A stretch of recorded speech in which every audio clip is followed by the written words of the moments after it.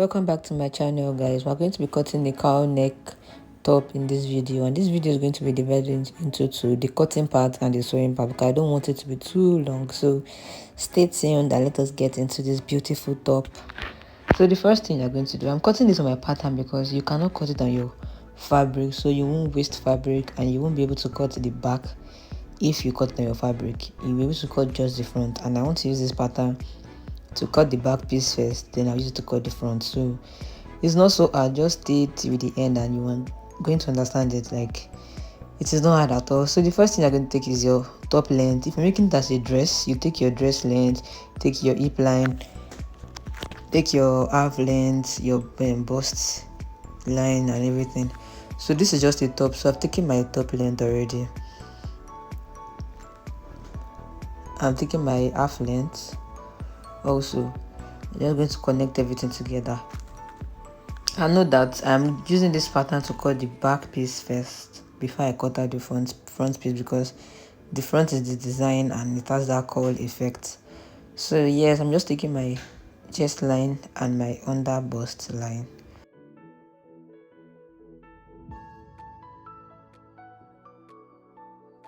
So I've connected the lines together, like I've connected the lines.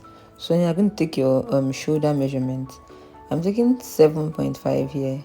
It is not constant, we know that already. Just like cutting our basic top, take your shoulder line and go down by 1 inch for the slanting. Confirm your shoulder line and then make your line. So it's just like your basic top we're going to be taking, nothing serious yet. So when we finish this connection, so okay, we're going to take our neckline also, even if we're not going to use it. It's not necessary. We're not using our neckline for this kind of top. So I'm getting the midpoint of my armhole. You make that your connection, the effect. Go in by 0.5, then you take your chest measurement, add your allowance, then you connect.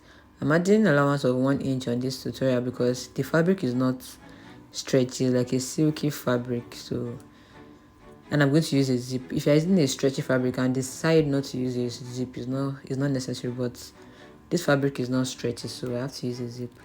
So yeah, I'm taking the waistline and the full length measurement. I'm taking the waist measurement, sorry, and the full length measurement. So then you connect them together.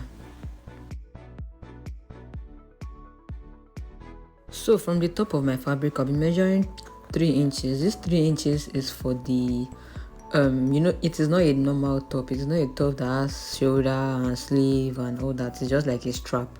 So I'm removing 3 inches, which is going to serve from our neck to our chest. Note that this body size is not a big, it's a plus size. It's a small size, like maybe a size 6. Yes, it's a size 6. If someone like maybe a size 12, you can increase it like maybe 4 or 5 inches because the neck is wider. So I took 3 inches down, and I just cut out from that 3 inches. I cut it out straight down to the end of the pattern paper. So now I just placed it on the back piece because I want to cut the back piece first. Like I said, I've cut out that 3 inches already, and this is how the pattern is looking like. So I will just trace out the same exact thing. I'm cutting the back first. I've said this since the beginning of this video. So I'm tracing out the back piece. So you just cut out the same thing, and then you make your notch for the zip allowance. And now you take up that piece. I don't want the back piece to be just straight. It's just a design I want to do. You can decide not to do anything. I'm just going to go down by like 2 inches and make a slanty kind of look. It is not compulsory. I'm just doing it because I wanted to have that shape at the back. You can leave it straight if you want, that's fine. It's still going to fit. So I just cut that out now, and then divide my back piece. And I'm going to retake my notching, obviously, because I've cut out the other one I did. So now this is the reason why I said we're going to cut out the back piece first, because once we finish this thing we want to do at the front now, you're not going to be able to cut the back. So on our chest line, I just divided it. I opened I cut out the chest line, but you're not going to cut it to the end. You're going to leave like a very very tiny piece. So this open side here is going to determine how deep you want your cowl neck to be, like how the folding, if you want it to be much, you can make it like 8 inches, 9 inches, depends on how full you want the cowl to be.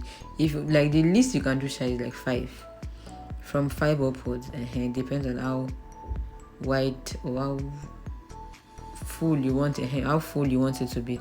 So in this tutorial I'm going to be using 7.5. I don't want to be moderate, so maybe that's moderate enough, but you can make it more if you want. 7.5 is fine for me. So I'm going to cut this out on the fabric, and then you place your fabric, making sure the midpoint is on the same midpoint of the fabric. Then you make like this curve at the beginning, you cut it out, and you trace it the same way to the back.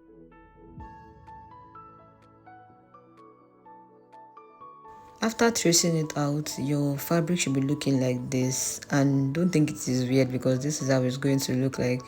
This is the cowl effect we're talking about. So now you cannot leave it like this because of the strap. You're going to cut out a facing.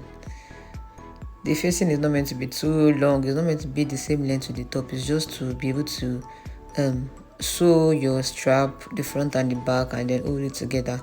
So you're going to fold it together like this and cut this same thing on another fabric. Make the length like, let's say 12 inches or however long you want your facing to be. That is up to you, but you just put it on another fabric like this and then trace it out.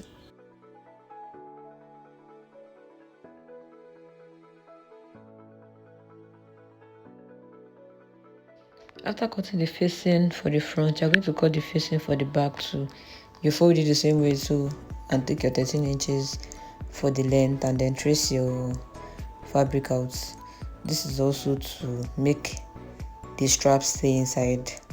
And then I got my strap, I used 10 inches.